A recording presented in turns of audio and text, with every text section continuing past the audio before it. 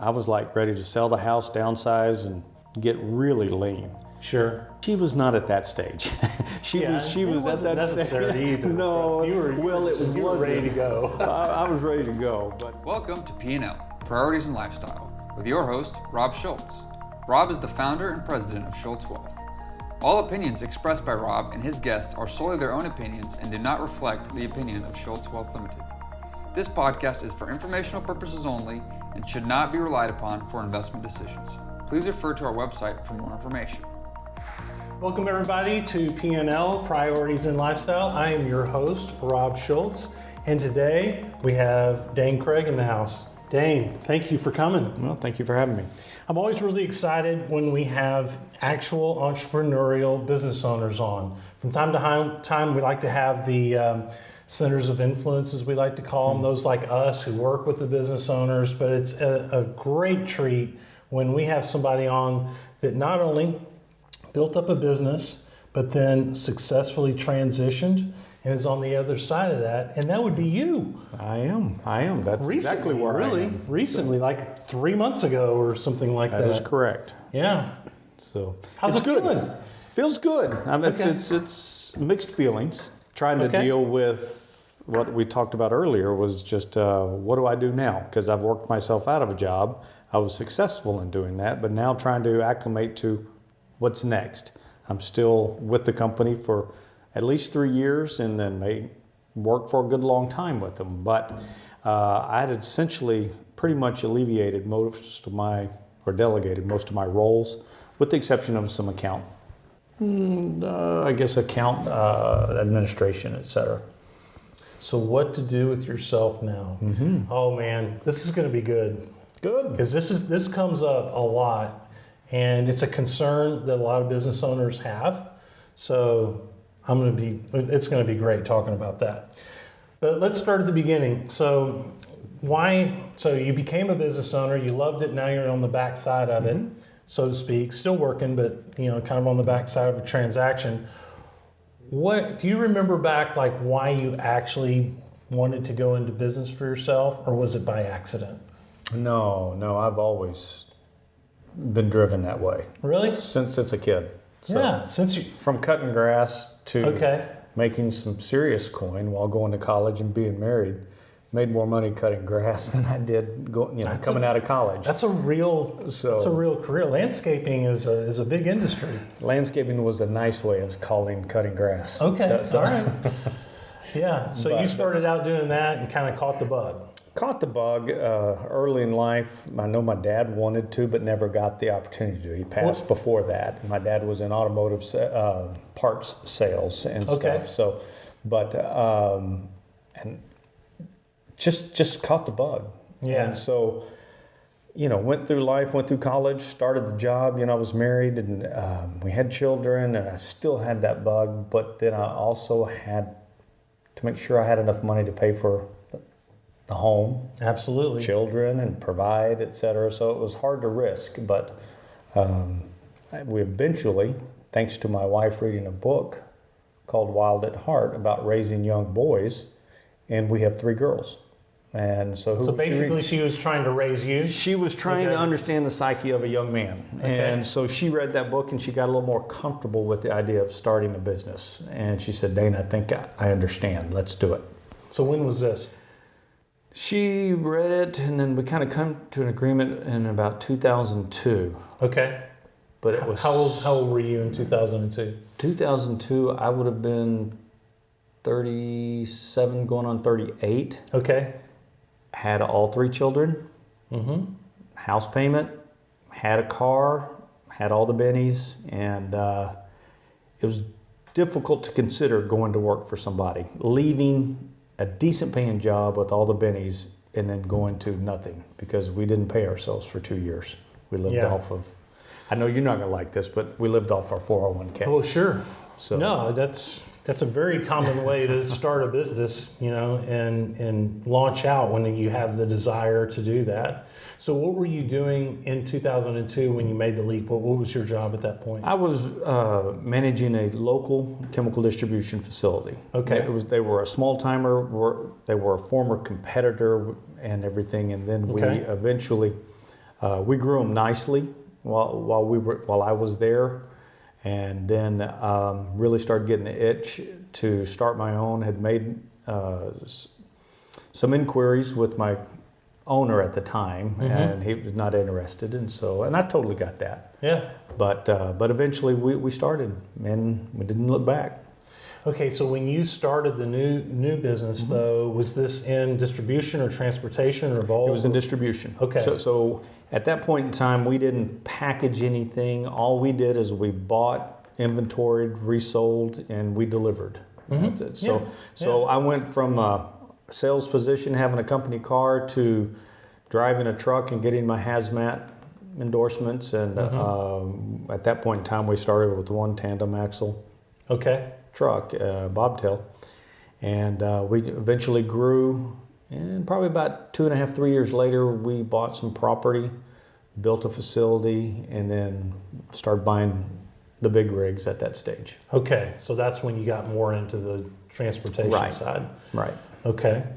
And so moving into the big rigs, that was a big step. So you took a big step, took a big pay cut for 2 years, and then how did you make that shift into being able to bite off these big rigs and so forth? Well, fortunately, there for a short time, I had a partner, a business partner, that we kind of ran things together, and we both could drive a truck at that point in time, so we could receive product in, store, and then warehouse, and then distribute. Then we forayed into getting a tractor, and we hired a gentleman that could make runs for us, and we'd go down to Houston, pick up product, come back, etc. And then we eventually got large enough, and plus our capabilities were somewhat stifled in a public warehouse as far as packaging goods and everything. So we needed a facility that would allow us to bring in hazmat, because we started more in food grade chemicals, and we moved into industrial grade, which was, a lot of them were hazmat. Okay. So and then we began the process of packaging and distributing those as well. Okay, so this is pretty specialized kind of stuff because of the dangers of these Specialized chemicals. due to the danger. They're commodity chemicals. The vast majority of the products that we deal with are commodity chemicals. So, and I'm not a chemist, I'm a finance guy. Yeah. And so I was doing labeling, DOT, accounting, building, setting up software, et cetera. So we learned to do it all. But in regards to the chemicals, I had some familiarity before I got in the chemical business because we blended stuff. Then I went to work for a couple other larger multinational, multi-billion-dollar chemical distributors. So I had some experience, and then I had the backing of my wife, so that helped immensely. Well, yeah. So you started with that, by the way, that I thought was interesting. You started with that I was able to do this because Jenny was right there with me. Oh, wholeheartedly. I mean, because had I walked away from a decent paying job and risked our lives, health insurance, car, everything, without her backing, she would have been very resentful. Yeah. So it was with her wholehearted backing, and she knew to a certain extent what was coming. But so we lived pretty tight, but it was great. Those were great years. When you're looking at 3 girls, you had to feed all those mouths, and you got a wife that's there. You have all the same bills, but it's just it brings everybody closer together. Kids didn't know anything about it. Yeah. They didn't know how tight we were. So. Yeah, but the challenge was exhilarating. Very much so. Okay. And I've heard people say, don't be afraid to fail. But I could not afford to fail at that time. Right. So if I knew I made decent business decisions and I had the work ethic, I would get through this. But if I failed as a result of good work ethic and decent business decisions, then it wasn't meant to be. Sure. Yeah, well said. We don't talk enough about that spousal or that family support that's so critical when you just hang it all out and get ready to go and launch into business. I'll be honest with you. The first thing, once she said, let's do it, the typical guy thing, I was like ready to sell the house, downsize, and get really lean. Sure. She was not at that stage. She was at that necessary stage. Either, No, you were ready to go. I was ready to go, but I thought I needed to manage my expenses a little bit more and tighten it down. But praise God, everything worked and everything's fine. Yeah. Okay. So you built this thing up, and over 20 years. 20 years, right? Yeah, 20 years. I guess 22 years to be exact, right? 2003 is when we incorporated it, but we didn't do anything for 3 or 4 months. I was still employed, kind of waffling because it's hard to go. And then we started, and 20 years pretty much from start to when we completed the transaction. Okay. How old are you now? I am 59. Okay. And when did you start thinking about the fact that maybe you wanted to sell the business or do something different? I've had that in the back of my mind for a long time because I knew I had to think 3 to 5 years ahead. Yeah. And I had a business partner in one of the businesses as well, and he was younger than me, but I'm like trying to educate him as well, trying to say we have 3 to 5 years that we need to think ahead. So fortunately, we didn't pursue that, or we made several fatal attempts with some folks, but we grew significantly over the past several years, and I had taken our little facility just about as far as we could take it, so it was going to require a lot more capital. And we found some dear friends, as well as they had some money people behind them, that it was good timing, and they were willing to go through some of the intricacies of not only my business, but the 50-50 business that I was a part of. Mm-hmm. So they were very patient with us as we navigated that process, and it worked out well. Okay. So I see the finance guy coming out a little bit, talking about how the business has gotten to a certain point. It was going to require more capital to be able to move from that point forward. That's a pretty mature thought to have, I think. I hope so. I think so. I mean, I felt like I had taken it as far as I could go, and our little property and facilities probably operating 85-90%. Yeah. So you kind of reach a stage to where you kind of going, okay, are we going to continue status quo, and are we going to start trailing downward, or are we going to put more money in, get a larger facility, some more capabilities, go to new geographic areas, et cetera, and start putting more money in? And I was like, I'm getting my upper 50s, and I need to start looking or considering other alternatives. Yeah, of course, you could have done that. I could have. Yeah, it was your choice. Mm-hmm. Absolutely. I think everybody if they have a successful business, I think they get to that point where there's an active choice there.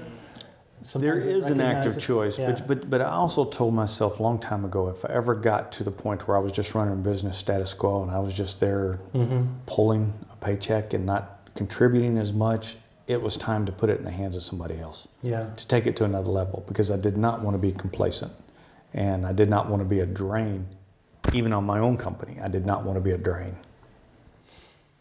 Well said. COVID. How did COVID affect y'all? Wow, those were some interesting times. Also very good times in the sense that it brought a lot of us together, our employees and everything. We were quickly able to mobilize and get all of our customer service folks at home, where the voice over IP phones worked there, their computers worked, so they were handling everything from their houses. So the people that went into our shop were operations, myself, and then our drivers. Yeah. So we were still able to operate. We were deemed essential, and so we were still traveling throughout the state of Texas, Oklahoma, and Kansas, delivering products. So it was very good for us. We did not know what was going to happen, and then the COVID relief funds came, and our bank at the time recommended we do it. I had not a clue what was going to happen. I didn't know if the business was going to shut down. I didn't know what. So we went with the funds, and they were very great. It was a great influx of funds, but we didn't hurt too terribly. Our customer base was pretty strong still. I mean, they weren't 100%, but we all limped through this thing. Yeah, I mean, you had supply chain issues Yes. like everybody and all that, but just gutted through. Yeah. Did you have to go through any layoffs or anything like that? Absolutely not. That's I was great. so thankful because Yeah. you start thinking that way. And before we add anybody to our company, we make sure that they're going to be with us a long time. Okay. This is not just let's see how it works and then we'll dispose of them, as you might say. But so it was key to us that we kept all of our employees. So, sometimes our drivers didn't go make deliveries because we didn't have enough. But we managed to get through it relatively unscathed, personnel-wise, we did. So we hung on to everybody. Okay. And then did a transaction I would consider shortly after COVID in many ways. Tell us just a little bit in general about that, because I think it's interesting that the ownership structure was unique because you had two companies, one you owned completely, the other one was a 50-50, but they kind of went together, right, on the transaction? Right. Just kind of share with us a little bit, maybe some of the complications, some of the lessons learned through trying to work through something like that. Well, obviously one entity I was the limited partner as well as the general partner. Right. The other entity I was 50-50. We were both members. It was an LLC. The company that I owned, that I was general partner, and the limited partner, we handled all of the operations, the administration, and regulatory. We handled everything. The other entity was pretty much a sales organization that rode off the backs of Dakota. Wherein lied some of the complications in selling was, how do you value the sales organization, because there's really no assets. The assets are the salespeople over there. Right. So sometimes, if that is the case, then the acquirer usually not drags, but just further delays the payment structure or drags it out a little bit longer. Okay. Whereas Dakota had the assets, the facilities, the trucks and trailers and inventory. So there were some complexities with that, complexities with ownership, because the gentleman and myself, you have some differing opinions on things, but it all worked out. Good man, and I can't say enough about him. So it took a lot of hand-holding to get through the process, and in all honesty, and I would advise anybody that's going through this, you probably need to talk to a few folks, because it's great in the beginning, everybody's holding hands and loving each other, and then you start the negotiation process, and then you get the attorneys involved, and then you seem almost combative. Right. And then you come to the table, if you get through all of that, and then you come to the table and sign, and everybody's friends again. So it's somewhat of a difficult process when you get the attorneys involved, but praise God for my attorney and their attorney. They're protecting both of our sides. Absolutely. And so I recognize that. In the middle of it, you think it's almost adversarial. But yeah, I know, and so like you and I don't live in the attorney world, right? So we just live, I like to call it the real world. And it happens over and over. I'll have clients that will, you start getting the legal documents and stuff like that. You start reading it, especially between partners. Like it's like, really brutal language in there sometimes. It's like I feel uncomfortable even insinuating that you would do that. Right. Things like that. Right. That's exactly right. Yeah. And if you've ever been through a will process, it's the same thing. It's all the hypotheticals. Right. But my goodness, that's what they do, and I'm so thankful for my attorney and what he did, and just I felt so confident in what he was doing to protect me. And he was to protect my backside and cover the holes that I had and ask the questions I would have never thought of. And he did exactly that. Those what ifs, that's exactly right. That's what they're there for. It's just I see what you're saying though. When you're in the heat of that battle, it's just, it's like, wow, I'd never even really thought of that. Okay. And then all of a sudden you kind of looking at each other a little bit different. You do, because I'm like, is that really within your possibility to do that to me? That my attorney has to bring it up? Yeah. So, but we're all human. Oh yeah. So so there's no telling what we're capable of. Well, yeah. good or bad. Yeah, and it's business, and you're supposed to vet all that stuff out, because then that leads to a better outcome for everybody. It does. And it's, something was said. I said, well, it was an interesting process. I said, it wasn't a home run. But the other party that acquired it said, it's not supposed to be. It's supposed to be good for both. And it's exactly that. Oh, good. So, because if it was a home run, that means somebody took it on the chin on the other side, possibly. That's true. That just brought some more clarity for me as well, just from the other side. So trying to be cognizant of both sides. Yeah, a fair deal. A fair deal. Yeah, I gotcha. All right, so good transaction. Still kind of in it, just so to speak, because you're now an employee of the company who bought you. And so it's a circle, I guess. You're back around on the other side of that. Yeah. How's that going? It's interesting. Fortunately, I had brought a gentleman on to kind of potentially replace me before this transaction started to occur. So I've been transitioning to a certain extent. Okay. This gentleman also knew the company that acquired us and knew some of the people, so it worked out really well. Yeah, so it's all friends. Yeah. Okay. But now on this side of the table there, it's good. I'm still dealing with what do I do now? How do I impact it? Obviously continue to sell, grow.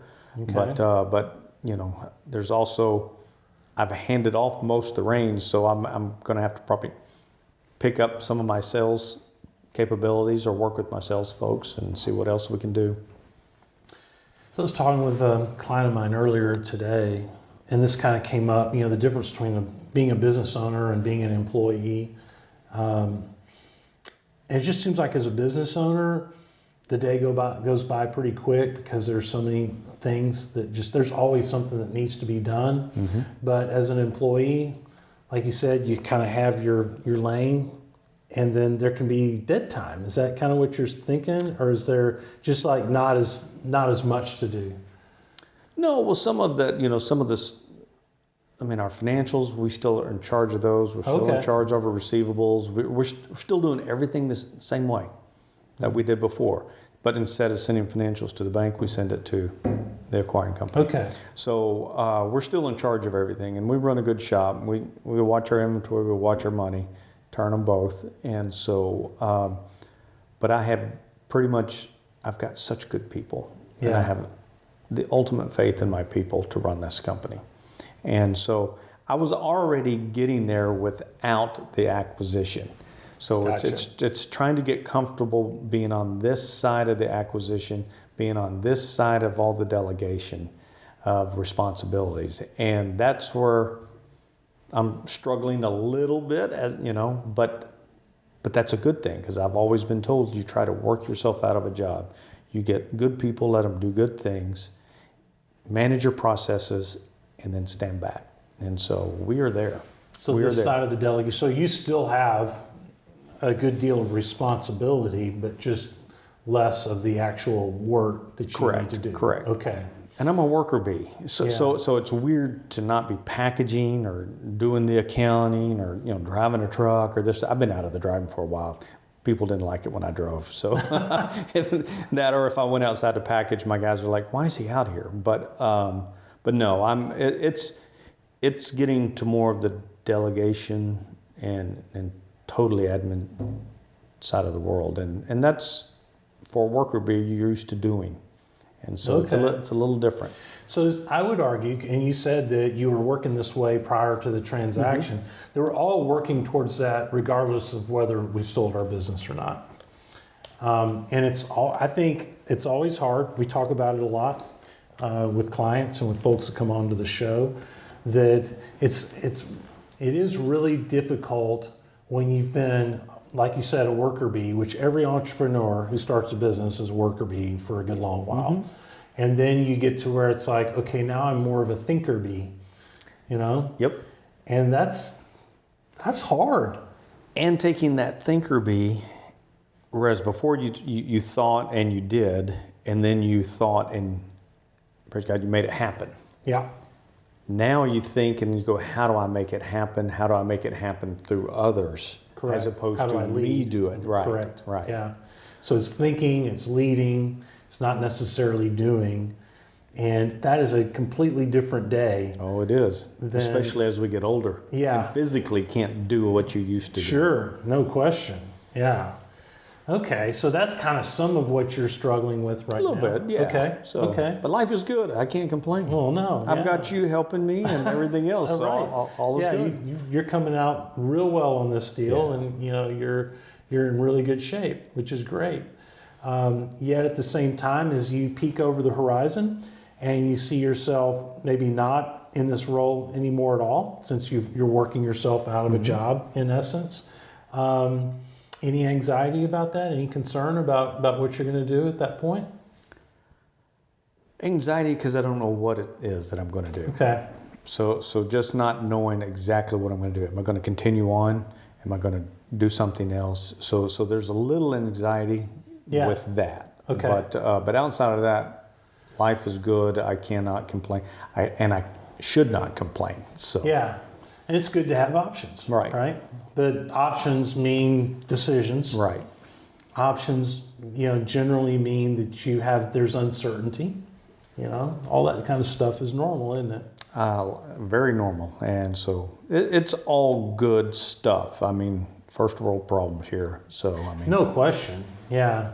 So in your job and in building up your business over 20 years, what's been your favorite part of your job?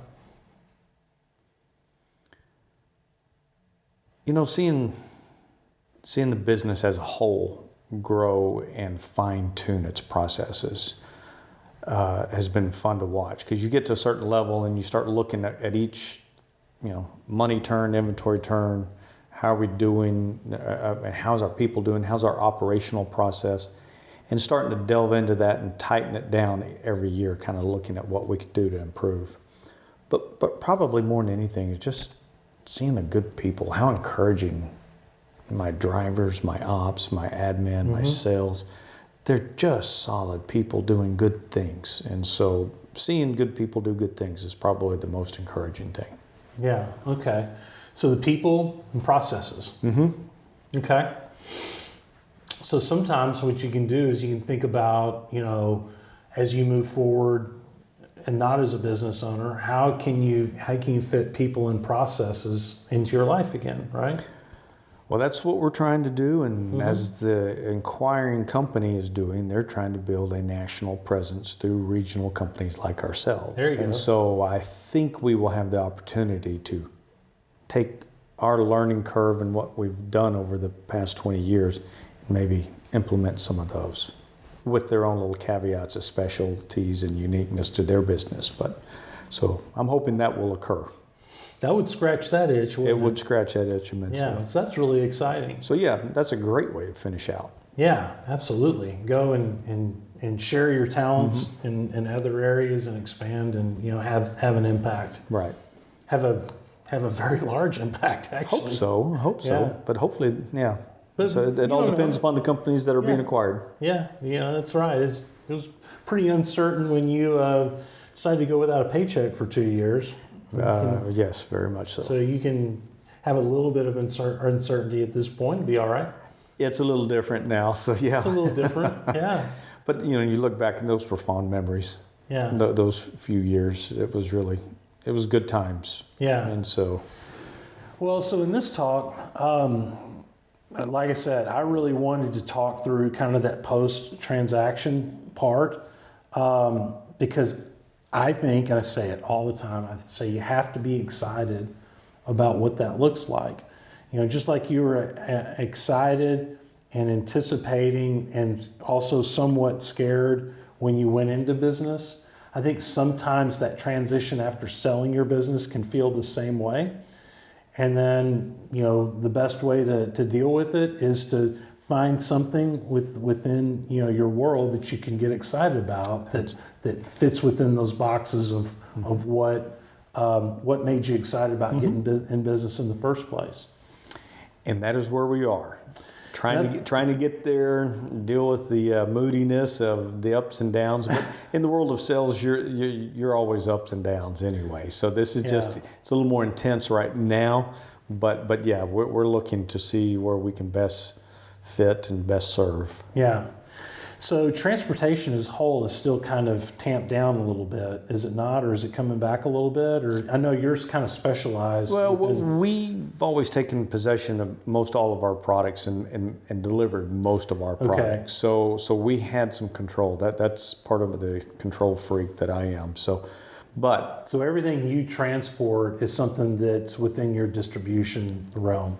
I would say the vast majority. Okay. There are what we call third-party items that a third-party carrier might haul for us, but the vast majority of what we do is packaged goods, or we do bulk deliveries, and we'll do some of them on our truck, but we also treat them as a third party. So that's been pretty stable here? It's been very stable. Okay. I don't have much issues other than DOT, and they're getting tighter and tougher, and that's okay. I mean, that's as long as everybody's doing the same thing and running their trucks appropriately, we're good. So yeah, y'all know how to do that. Yeah. We've got a great, what they call it, a safer score with function and stuff. So so we do a fine job.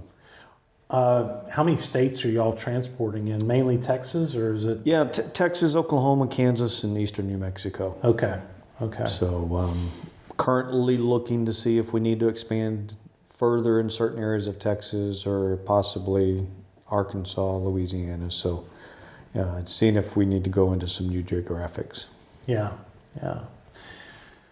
Did you ever think that maybe you'd have a business transition to one of your daughters or anything like that? Or was that never really? Well, I always ask because every business owner, that goes through their head at some point, right? I never wanted them to feel the pressure that they had to come work for Dad. Yeah. And so it was lobbed out there. Okay. But everybody chose their own direction, and that's fine. Yeah. So, but I never wanted them to feel compelled or the pressure of going and working for Dad. I can serve them in what I'm doing now. And through the transition, I can serve them. That's exactly right. And with your help, you can serve them even after I'm gone. So, right. Yeah. The resources are available. Right. Whether they're in the business or not in the business. Correct. Sometimes we forget that.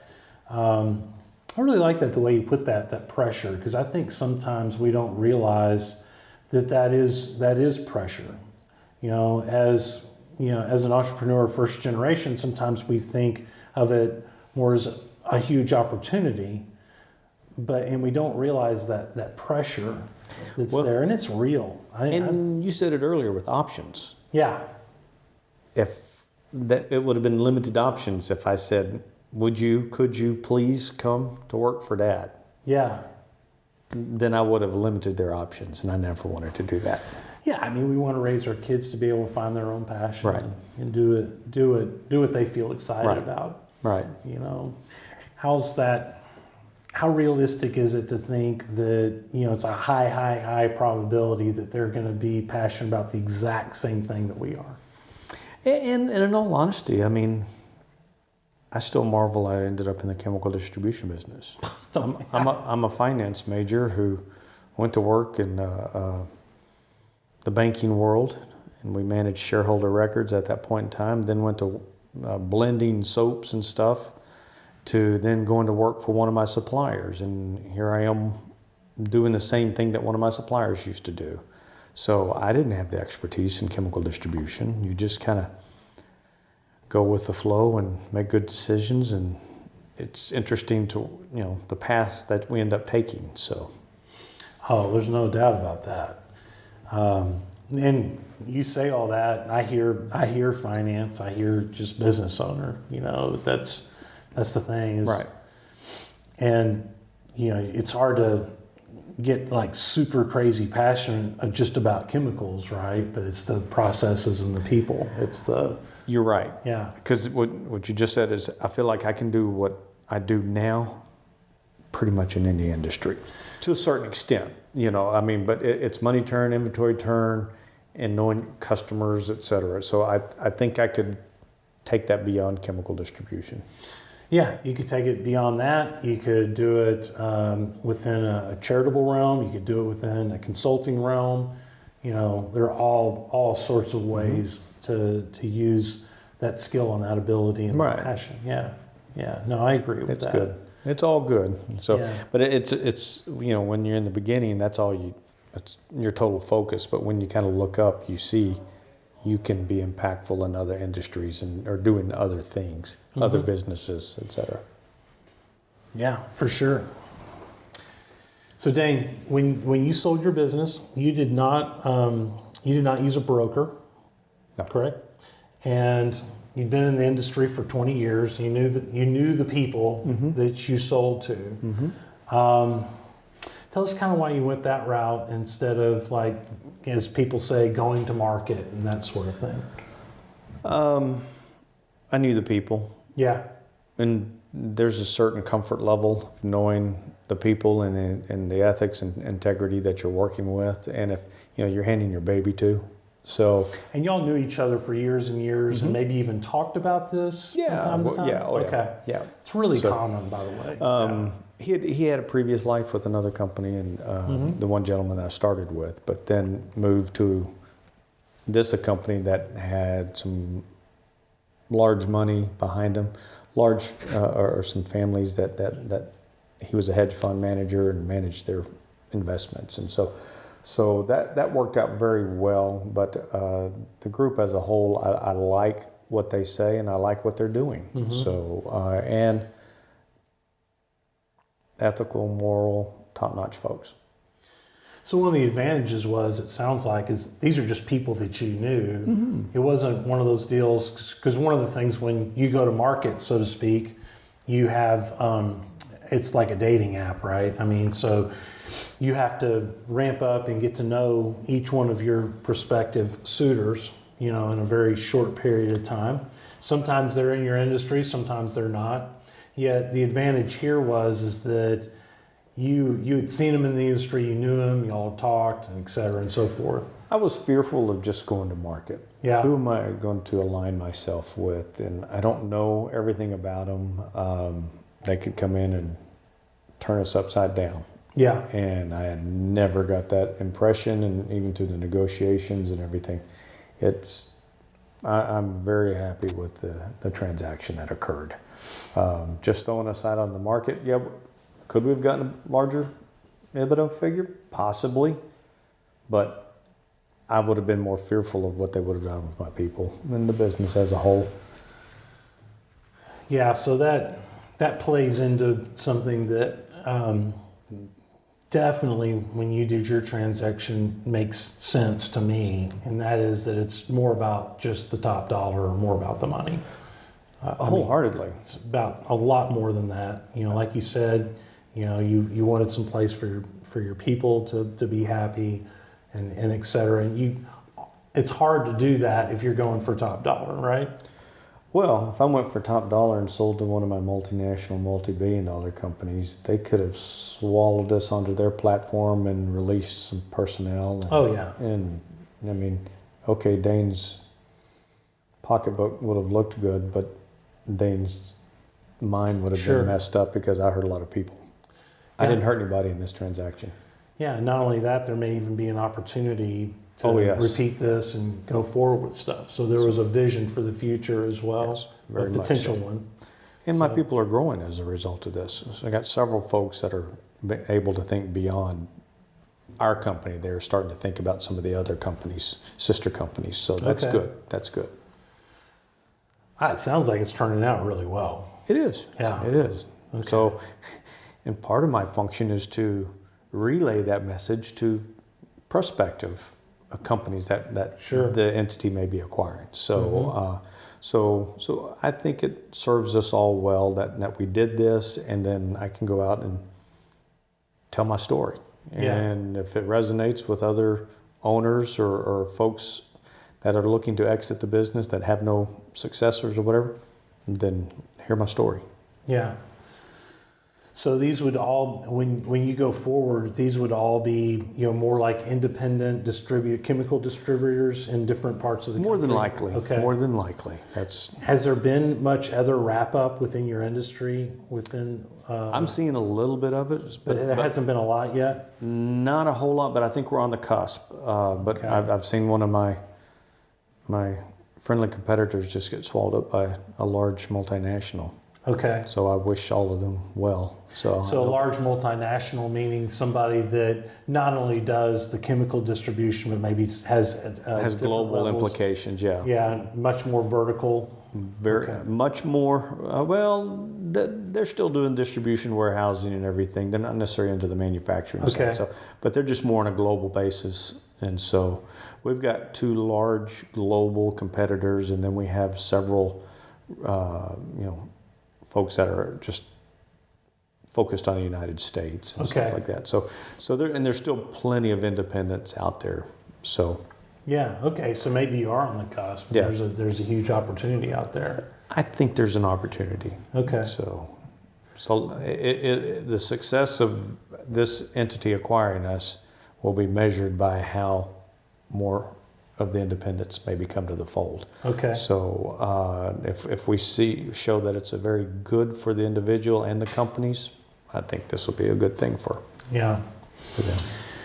So you're done because you sold, but you're not done yet. Oh no, not done at all. I think that's something that a lot of times people don't realize, and I see it every single time. That you're kind of done. I mean, you've sold equity. Maybe a lot of times you haven't sold all your equity.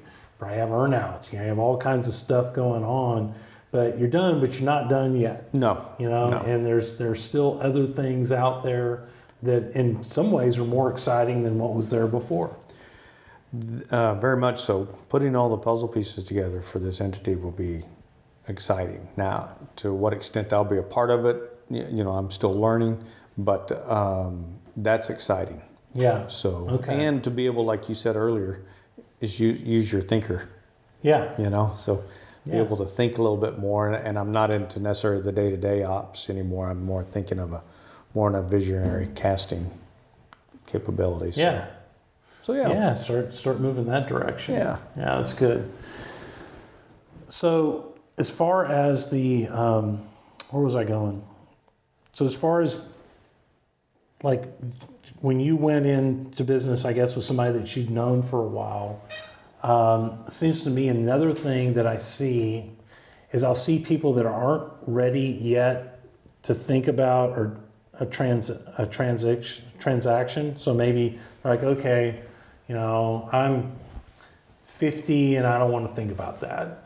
You should be thinking about it when you're 50, by the way, probably. You should. Yeah. But maybe I'm thinking about it, and then somebody that in the industry, brings it up. And then there's this fear that I think people have. They're like, oh, no. I'm not ready to talk about that. I don't want to enter into any type of conversation or anything like that.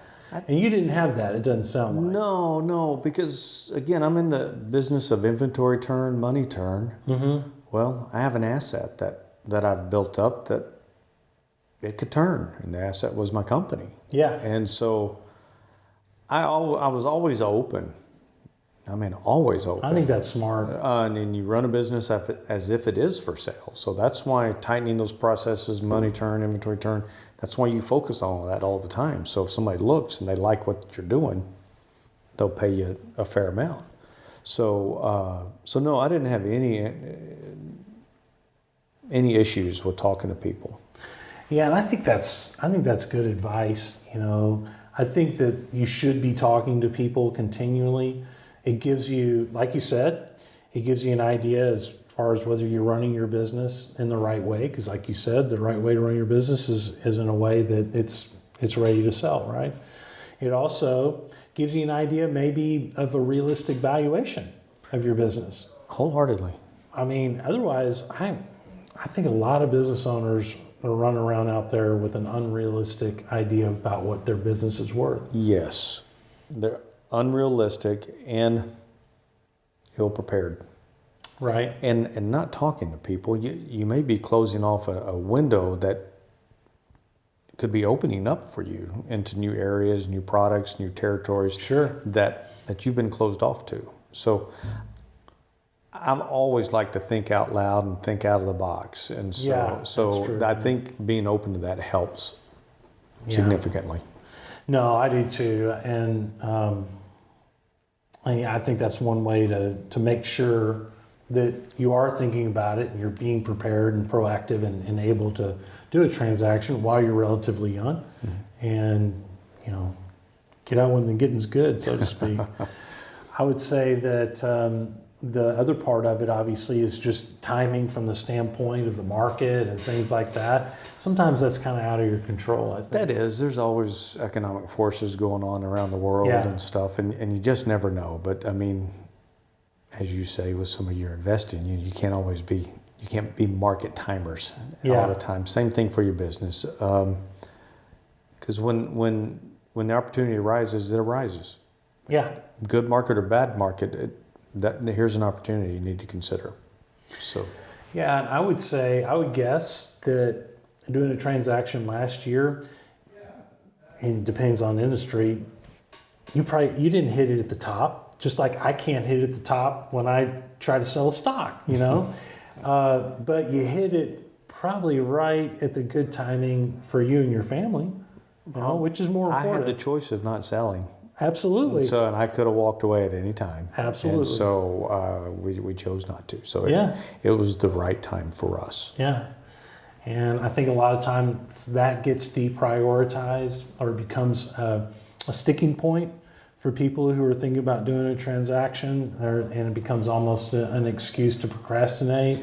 It can become definitely a Achilles heel towards the process of trying to get done. Very much so. I mean, again, here's an opportunity. Somebody's wanting to talk to you. You didn't want to push them off or delay it, because then you may never get that opportunity again. Yeah. So. Yeah, or we're having this conversation and you're 69 years old, or...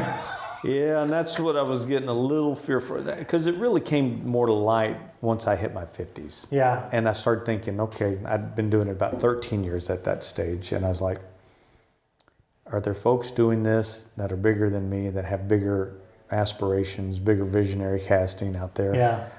And or deeper pockets, and you start thinking about it, and then you start thinking timeline, 3 to 5 years. One, it's going to take time to go through the process of transaction, and then what's going to be the earn out or the time. Are you going to work 3 years, 5 years? What are they going to hold you to? Oh, next thing you're talking 10 years. Yeah, and we talked about options, and I wanted options. Preferably in my 60s more so than having to work till I'm 70s or 80s. Yeah. No, and I do see that happen from time to time, and I'm really glad to see it didn't happen to you. Right. Well, I am too. Yeah. So. That's good. Well, good discussion. I really appreciate you coming on and talking so soon after a transaction. It's so cool that you feel good about it. I do. 80% of the people that go through it initially right after it don't feel so good. Right. So you beat the odds. And I did, and to give you some kudos as well, I wish I would have had you along prior to. Maybe there was things I should have been thinking about that my attorney or my accountant didn't. Well, but we got through it. Yeah, we got through it. Yeah, so, you had a good team, and you got through and had a successful run. So congratulations on all that. Thanks again for coming in and visiting with us today. Thank you. I'll remind everybody that, one thing before we do that, is it okay if somebody wants to talk to you and kind of get some ideas? Kind of tell us for the show notes a best way to contact you. And probably just via email. Okay. You can reach me at Dane@DakotaDistributing.com. Okay, perfect.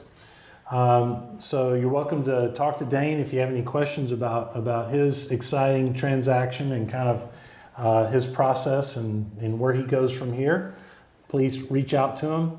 Also, I'll remind everybody, we try to get this out every other week. to you, and we'd love for you to subscribe. And you can reach out to us here at Schultz Wealth anytime you want to discuss things as well. I hope everybody has a great week, and take care.